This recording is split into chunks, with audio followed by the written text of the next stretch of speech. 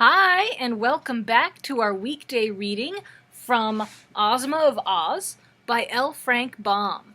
I'm Mary. I'm a librarian at the Claremont Branch Library, and we are reading every day 2 chapters from the book Ozma of Oz. Yesterday we began the book and read the first 2 chapters where we met Dorothy, a little girl from Kansas, and a hen named Billina, and they ended up getting shipwrecked and ended up on the shores of the land of Ev. While sitting on the sands, Billina starts plucking through the sand and finds a golden key. Dorothy picks up the key and keeps it because she knows that where there's a key, there has to be a lock for the key to go into. So let's go ahead and read chapters 3 and 4 and see what adventure our 2 friends have today. Starting with chapter 3. Letters in the Sand. Walking a little way back from the water's edge, toward the grove of trees, Dorothy came to a flat stretch of white sand that seemed to have queer signs marked upon its surface, just as one would write upon the sand with a stick.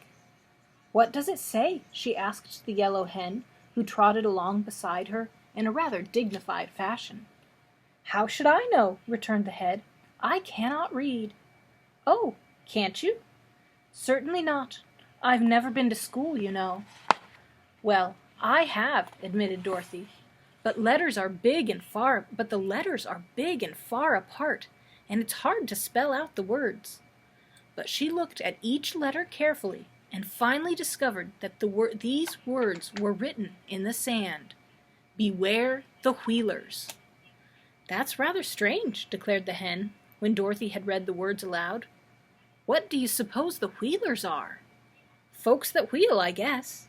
They must have wheelbarrows, or baby cabs, or handcarts," said Dorothy. "Perhaps they're automobiles," suggested the yellow hen. "There's no need to beware of baby cabs and wheelbarrows, but automobiles are dangerous things. Several of my friends have been run over by them."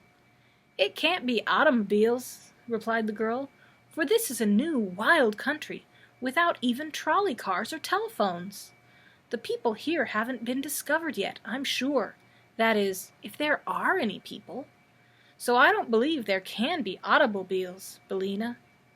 "Perhaps not," admitted the yellow hen. "Where are you going now?" "Over to those trees, to see if I can find some fruit or nuts," answered Dorothy. She tramped across the sand, skirting the foot of one of the little rocky hills that stood near, and soon reached the edge of the forest. At first she was greatly disappointed because the nearer trees were all petunia or cottonwood or eucalyptus, and bore no fruit or nuts at all. But by and by, when she was almost in despair, the little girl came upon 2 trees that promised to furnish her with plenty of food. One was quite full of square paper boxes, which grew in clusters on all the limbs, and upon the biggest and ripest boxes was the word lunch, in neat raised letters. This tree seemed to bear all year round, for there were lunchbox blossoms on some of the branches, and on others tiny little lunchboxes that were as yet quite green, and evidently not fit to eat until they had grown bigger. The leaves of this tree were all paper napkins, and it presented a very pleasing appearance to the hungry little girl.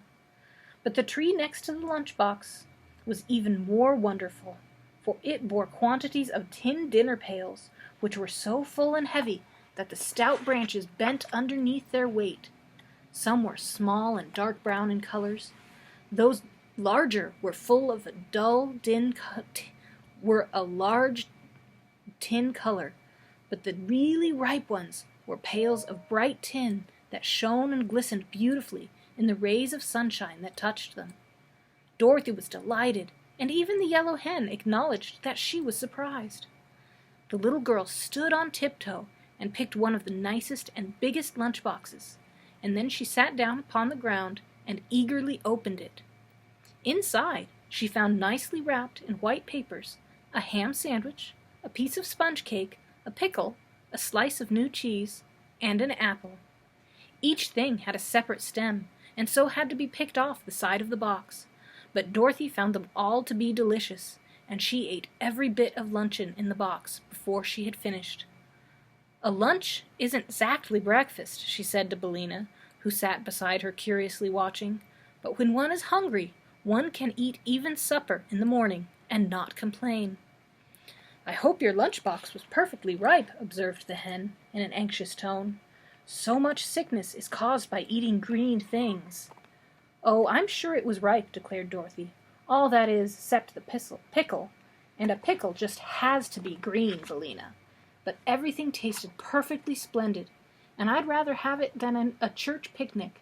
And now I think I'll pick a dinner pail to have when I get hungry again, and then we'll start out and explore the country and see where we are."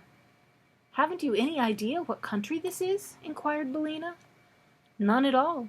But listen, I'm quite sure it's a fairy country, or such things as lunch boxes and dinner pails wouldn't be growing upon the trees. Besides, Billina, being a hen, you wouldn't be able to talk in any civilized country like Kansas, where no fairies live at all." "Perhaps we're in the land of Oz," said the hen thoughtfully. "No, that can't be," answered the little girl, "because I've been to the land of Oz, and it's all surrounded by a horrid desert that no one can cross." "Then how did you get away from there again?" asked Billina. "I had a pair of silver shoes that carried me through the air, but I lost them," said Dorothy. "Ah, indeed," remarked the yellow hen in a tone of unbelief. "Anyhow," resumed the girl, "there is no seashore near the land of Oz, so this must surely be some other fairy country." While she was still speaking, she selected a bright and pretty dinner pail that seemed to have a stout handle, and picked it from its branch. Then, accompanied by the yellow hen, she walked out of the shadow of the trees and toward the seashore. They were part way across the sands when Billina suddenly cried in a voice of terror, "What's that?" Dorothy turned quickly around and saw coming out of a path that led from between the trees a most peculiar person her eyes had ever beheld. It had the form of a man, except that it walked, or rather rolled, on all fours, and its legs were the same length as its arms, giving them the appearance of the four legs of a beast. Yet it was no beast that Dorothy had discovered, for the person was clothed most gorgeously in embroidered garments of many colors, and wore a straw hat perched jauntily upon the side of its head. But it differed from a human in this respect, that instead of hands and feet, there grew at the end of its arms and legs round wheels, and by means of these wheels it rolled very swiftly over the level ground. Afterward, Dorothy found that these odd wheels were of the same hard substance that our fingernails and toenails are composed of, and she also learned that the creatures of this strange race were born in this queer fashion. But when our little girl first caught sight of the first individual of a race that was destined to cause her a lot of trouble, she had an idea that the brilliantly clothed personage was on roller skates, which were attached to his hands as well as to his feet. "Run!" screamed the yellow hen, fluttering away in great fright. "It's a wheeler!" "A wheeler!" exclaimed Dorothy. "What can that be?" "Don't you remember the warning in the sand? Beware the wheelers! Run, I tell you, run!" So Dorothy ran, and the wheeler gave a sharp, wild cry, and came after her in full chase. Looking over her shoulder as she ran, the girl now saw a great procession of wheelers emerging from the forest, dozens and dozens of them, all clad in splendid, tight-fitting garments, and all rolling swiftly toward her and uttering their strange, wild cries. "They're sure to catch us," panted the girl, who was still carrying the heavy dinner pail she had picked. "I can't run much farther, Billina." "Climb up this hill, quick!" said the hen, and Dorothy found she was very near to the top of loose and jagged rocks they had passed on their way to the forest. The yellow hen was even now fluttering among the rocks, and Dorothy followed as best she could, half climbing and half tumbling up the rough and rugged steep. Soon she was none too soon, for the foremost wheeler reached the hill a moment after her, and while the girl scrambled up the rocks, the creature stopped short with howls of rage and disappointment. Dorothy now heard the yellow hen laughing in her cackling, henny way. "Don't hurry, my dear," cried Billina. "They can't follow us among the rocks, so we're safe enough." Dorothy stopped at once and sat down upon a broad boulder, for she was all out of breath. The rest of the Wheelers had now reached the foot of the hill, but it was evident that their wheels would not roll upon the rough and jagged rocks, and therefore they were helpless to follow Dorothy and the hen to where they had taken refuge. But they circled all around the little hill, so the child and Billina were fast prisoners and could not come down without being captured. Then the creatures shook their front wheels at Dorothy in a threatening manner, and it seemed they were able to speak as well as to make their dreadful outcries, for several of them shouted, "We'll get you in time, never fear, and when we get you, we'll tear you into little bits." "Why are you so cruel to me?" asked Dorothy. "I'm a stranger in your country, and have done you no harm." "No harm!" cried one who seemed to be their leader. "Did you not pick our lunch boxes and dinner pails? Have you not a stolen dinner pail still in your hand?" "I only picked one of each," she answered. "I was hungry. I didn't know the trees belonged to you." "That is no excuse," retorted the leader, who was clothed in a most gorgeous suit. "It is the law here that whoever picks a dinner pail without our permission must die immediately." "Don't you believe him," said Billina. "I'm sure the trees do not belong to these awful creatures. They are fit for any mischief, and it's my opinion they would try to kill us just the same if you had not picked a dinner pail." "I think so too," agreed Dorothy. "But what shall we do now?" "Stay where we are," advised the yellow hen. "We are safe from the Wheelers until we starve to death anyhow, and before that time comes, a good many things can happen." Chapter 4. Tock, the Machine Man. After an hour or so, the band of Wheelers rolled back into the forest, leaving only 3 of their number to guard the hill. These curled themselves up like big dogs and pretended to go to sleep on the sands, but neither Dorothy nor Billina were fooled by this trick, so they remained in security among the rocks and paid no attention to their cunning enemies. Finally, the hen, fluttering over the mound, exclaimed, "Why, here's a path!" So Dorothy at once clambered to where Billina sat, and there, sure enough, was a smooth path cut between the rocks. It seemed to wind around the mound from top to bottom, like a corkscrew, twisting here and there between the rough boulders, but always remaining level and easy to walk upon. Indeed, Dorothy wondered at first why the Wheelers did not roll up this path, but when she followed it to the foot of the mound, she found that several pieces of rock had been placed directly across the end of the way, thus preventing anyone outside from seeing it, and also preventing the Wheelers from using it to climb up the mound. Then Dorothy walked back up the path, and followed it until she came to the very top of the hill, where a solitary round rock stood that was bigger than any of the others surrounding it.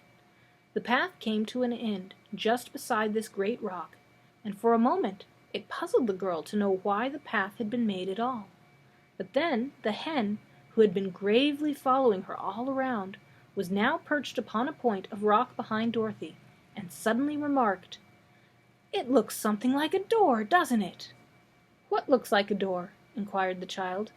"Why, that crack in the rock just facing you," replied Billina, whose little round eyes were very sharp and seemed to see everything. "It runs up one side and down the other, and across the top and the bottom." "What does?" "Why, the crack.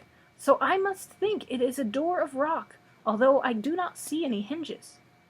"Oh, yes," said Dorothy, now observing for the first time the crack in the rock. "And isn't this a keyhole, Billina?" pointing to a round, deep hole at one side of the door. "Of course! If only we had the key! Now we could unlock it and see what is there," replied the yellow hen. "Maybe it's a treasure chamber full of diamonds and rubies, or heaps of shining gold, or—" "That reminds me," said Dorothy, "of the golden key I picked up on the shore. Do you think that it would fit this keyhole, Billina?" "Try it and see," suggested the hen. So Dorothy searched in the pocket of her dress and found the golden key, and when she had put it into the hole of the rock and turned it, a sudden sharp snap was heard. Then, with a solemn creak that made the shivers run down the child's back, the face of the rock fell outward like a door on hinges and revealed a small, dark chamber just inside. "Good gracious!" cried Dorothy, shrinking back as far as the narrow path would let her. For standing within the narrow chamber of rock was the form of a man, or at least it seemed like a man in the dim light. He was only about as tall as Dorothy herself, and his body was round as a ball and made out of burnished copper. Also, his head and limbs were copper, and these were joined or hinged to his body in a peculiar way, with metal caps over the joints, like an armor worn by knights in days of old. He stood perfectly still, and where the light struck him upon his form, it glittered as if made of pure gold. "Don't be frightened," called Billina from her perch. "It isn't alive." "I see it isn't," replied the girl, drawing a long breath. "It is only made out of copper, like the old tea kettle in the barnyard at home," continued the hen, turning her head first to one side and then to the other, so that both her little round eyes could examine the object. "Once," said Dorothy, "I knew a man made out of tin, who was a woodman named Nick Chopper. But he was alive as we were, 'cause he was born a real man, and got his tin body a little at a time, first a leg, then a finger, then an ear. For that reason that he had so many accidents with his axe, and cut himself up in a very careless manner." "Oh," said the hen, with a sniff, as if she did not believe the story. "But this copper man," continued Dorothy, looking at it with big eyes, "is not alive at all, and I wonder what it was made for, and why it was locked up in this queer place."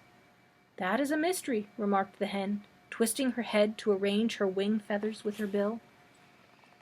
Dorothy stepped inside the little room to get a back view of the copper man, and in this way discovered a printed card that hung between his shoulders, it being suspended from a small copper peg at the back of his neck. She unfastened this card and returned to the path where the light was better, and sat herself down upon a slab of rock to read the printing. "What does it say?" asked the hen curiously. Dorothy read the card aloud, spelling out the big words with some difficulty, and this is what she read: "Smith and Tinkers, patent double action, extra responsive, thought creating, perfect talking, mechanical man. Fitted with our special clockwork attachment. Thinks, speaks, acts, and does everything but live. Manufactured only at our works at Evna, land of Ev. All infringements will be promptly prosecuted according to law." "How queer," said the yellow hen. "Do you think that is at all true, my dear?" "I don't know," answered Dorothy, who had more to read. "Listen to this, Billina. Directions for using. For thinking, wind the clockwork man under his left arm, marked number 1. For speaking, wind the clockwork man under his right arm, marked number 2. For walking and action, wind clockwork in the middle of his back, marked number 3. N.B. This mechanism is guaranteed to work perfectly for 1,000 years.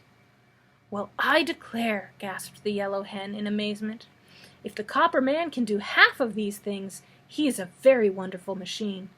But I suppose it is all humbug, like so many other patented articles."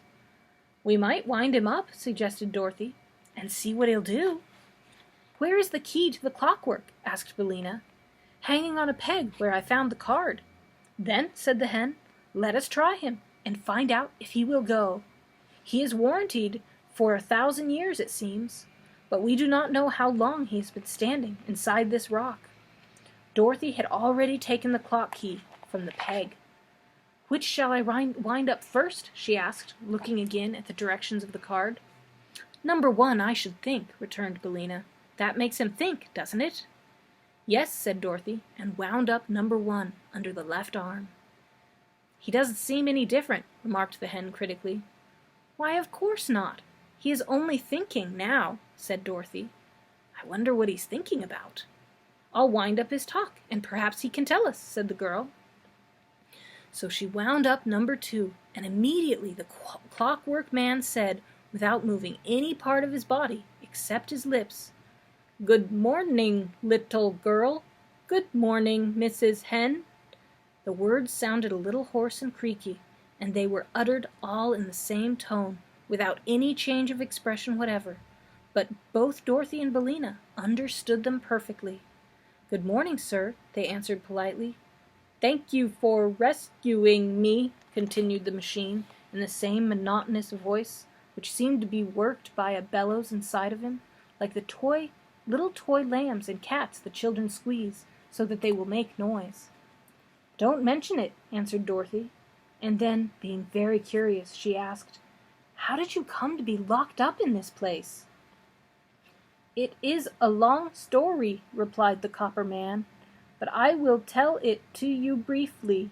I was purchased from Smith and Tinker, my manufacturers, by a cruel king of Ev named Evaldo, who used to beat all his servants until they died.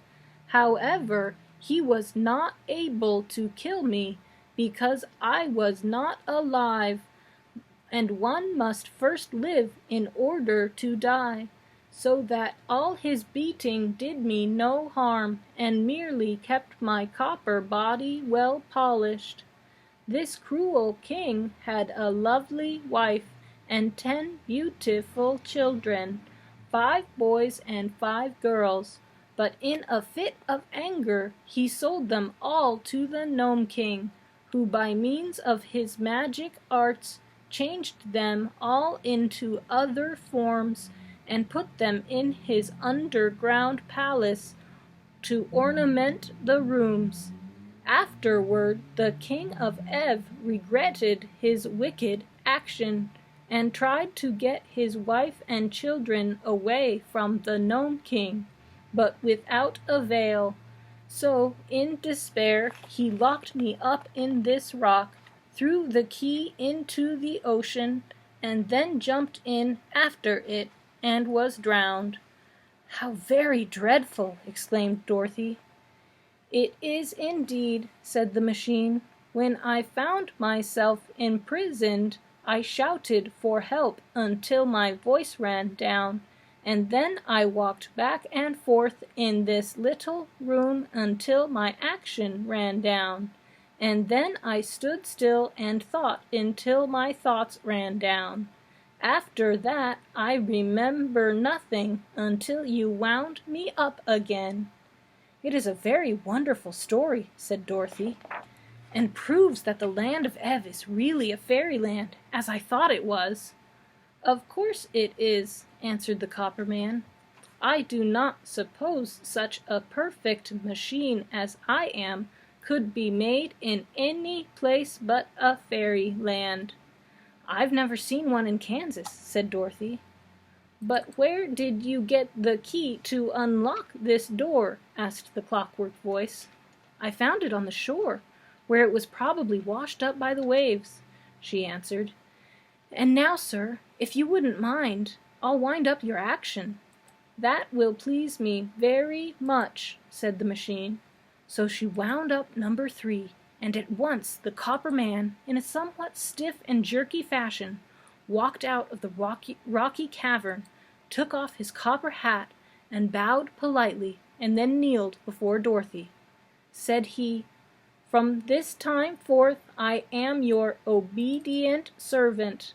Whatever you command, that I will do willingly, if you keep me wound." "What is your name?" she asked. "Tick-Tock," he replied.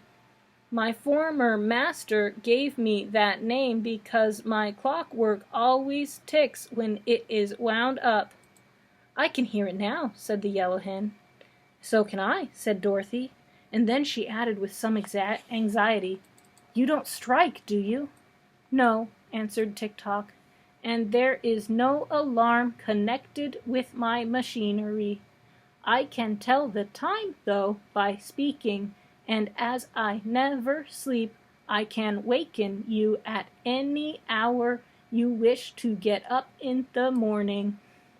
"That's nice," said the little girl, "only I never wish to get up in the morning." "You can sleep until I lay my egg," said the Yellow Hen. Then, when I cackle, Tick-Tock will know it is time to waken you." "Do you lay your egg very early?" asked Dorothy.